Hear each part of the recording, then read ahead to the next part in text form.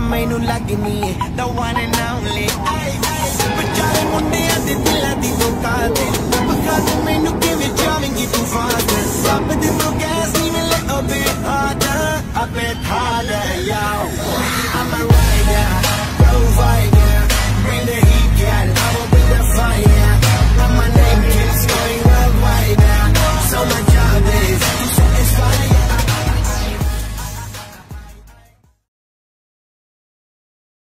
Yes, may kuwan. Halimbawa sir, yung mga recordings po natin, press mo lang po yan, then pwede mo siyang i-play. Para halimbawa sir, nabangga tayo ng motor, no? So yun yung madala. So pwede mong pakita sa kanya dito pa lang na ito, ikaw may kasalanan. Pero pwede siya ma-download through mobile app? So kukunin lang natin sir via USB. USB. Then, Pwede. Pwede siya. Nice. And then dito sir sa head unit, front and rear. Pero kapag dinownload mo na siya sa USB, even yung nasa right side natin, pwede siya. apat na area yung mapapanood. So bali, ang isang view, 4 files? 4 files. Nice. Isang apat na view, isang file lang sir. Isang, ano ba? Parang split screen siya? Naka-split screen. Then ang maganda rin dito sir, halimbawa, driving na tayo, no? Pag nag-signal light ka, left, nakikita mo sir yung left side mo. So kung may mga motor dito sa gilid mo, kita mo agad na halimbawa hindi mo kita sa side mirror, kita mo siya dito sir. Kung halimbawa i-right side mo siya, lilipat po siya dito sa kabilang side. So itong top view, saan camera yan? Secret sir. Tapos isa pa niyan sir, pwede mo rin siyang gawing 3D view. Yan, baba. Ayan tayo ngayon sir. So, subukan mo sir i-turn yung iikot yung manubela mo. Ayun, nakikita rin natin sir na gumagano yung manubela natin. So naka 360. Ganda yung visual, no? Naka 360 tayo. Okay, nice. Sige sir, punta tayo dun sa first station, yung rough terrain mode.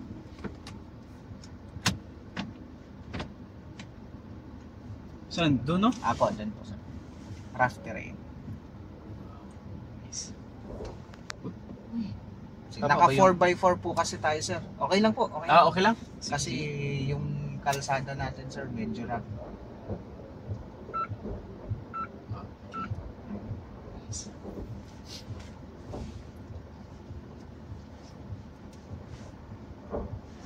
So papasok tayo doon, no? Ako, dyan po sa may rollers po natin. And then, ang isa-simulate po natin dyan sir, halimbawa nag-stack up yung mga wheels po natin. Nalubong ba? Nalubong. Tama po ba yung Bisaya ko? Tama sir, tama. Tama. Okay, sir. So ang gagawin natin sir, i-shoot po natin yung mga wheels natin. Kanan daw po konti. Kanan konti. Konti lang po, diretso mo na bela. Diretso. Kaliwa mo konti sir, kaliwa. Sige po, diretso. Sir, no? Diretso mo. RC. Sige sir. Tapos, diretso. Serita. Diretso. Sige sir, sige pa. Okay lang 4x4, no? Apo, sige lang sir. Tandaan lang. Hop, ayan. Okay. So, ngayon sir, ang current status natin, yung front right, tsaka dalawang wheels po natin, nag-stack up, nalubong. No. Now, isang gulong lang po natin yung may power. So, try mo i-accelerate sir. Sige. Yan, hindi tayo makaalis sir. Oo. Hirap, no? So, step on brake and then engage mo sir si rough terrain. So, iilaw po siya dyan sa dashboard natin.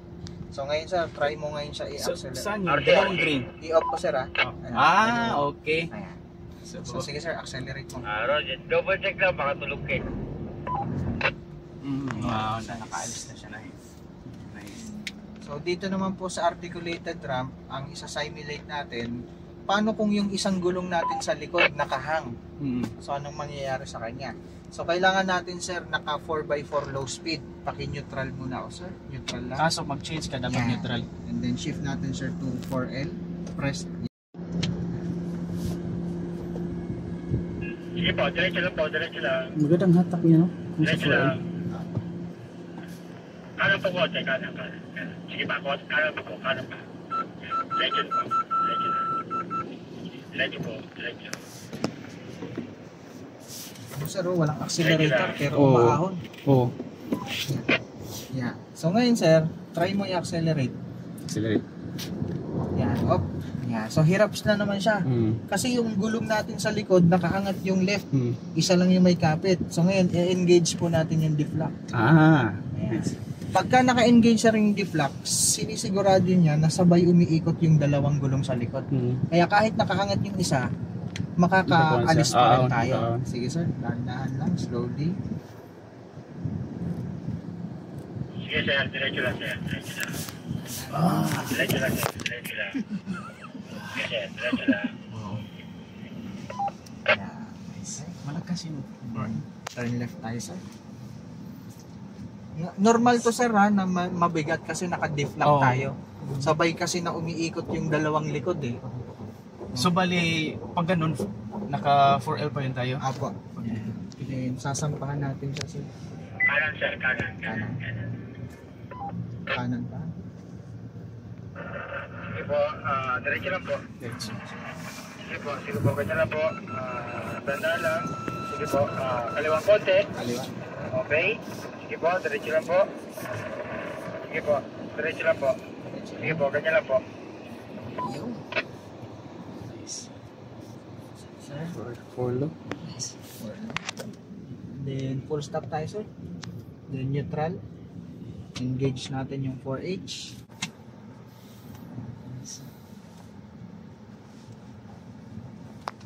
Yung 4L no, malakas yung hatak niya no, pero Opo. slow lang. Opo. Actually sir, ang 4L, ang maximum speed niya nasa around 10 km per hour lang talaga.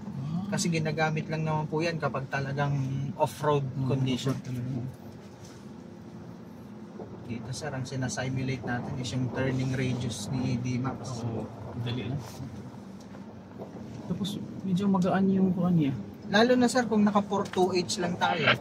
Di pa yung mga previous na D-Max medyo mabigat yung kuan, di ba? Opo. So yung mga 2024 ngayon hindi na siya. Yes sir, malambot na siya. Saan tayo? Dito sir, kanan. Oh, nice. Then left.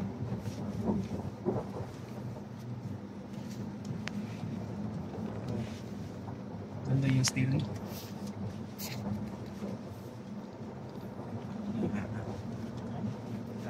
Sir. So ito sir, yung riding comfort niya. Normal naman sa pickup. Dito sir, itatry natin yung feature ni D-Max which is the auto braking. So meron po time sensor na nagde-detect kung may obstacle in front. So once na may ma-detect siya na obstacle in front, kahit hindi ka tumapak ng preno, magbe-brake po siya automatically. Yan. So ang gagawin natin dito sir, straight to tayo dun sa picture na yan, bitawan mo lang yung brakes, bitawan mo lang yung accelerator. Sige. So wag mong tatapakan yung brakes sir ha, kasi sige, kapag tinapakan mo, magka-cancel yung auto Sige. braking. So drive lang. Opo, drive lang. Sige. So bitaw ko na. Okay na? Opo. Ito lang po. Sige.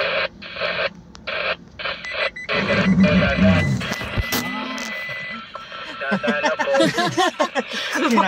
Okay? Pero medyo late yung kuha niya. Medyo malapit lang siya ng konti.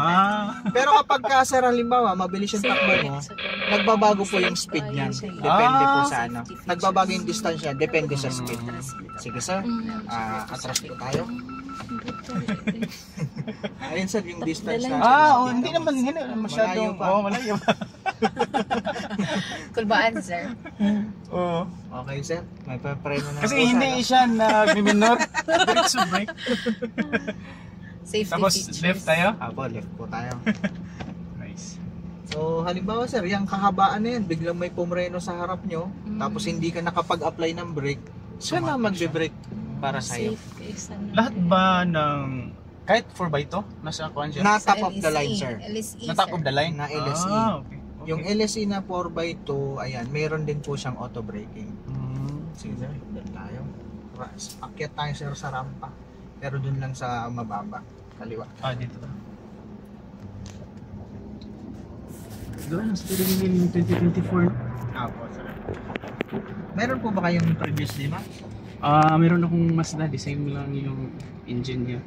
Mazda BT50? Oo. Na 4JJ3? Oo, for the GT. Bakit nag-Mazda ka pa, sir? Baka ngayon, sir, mag-isuso na yan, sir. Kaya pag inangat mo yung hood mo, sir, nakalagay doon, Isuzu. Oo.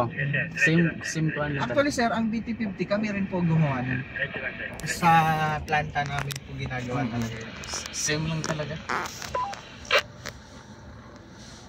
So, hindi ako okay lang ang Okay lang po 4H. yan. Okay lang po. Okay, sabi diretso.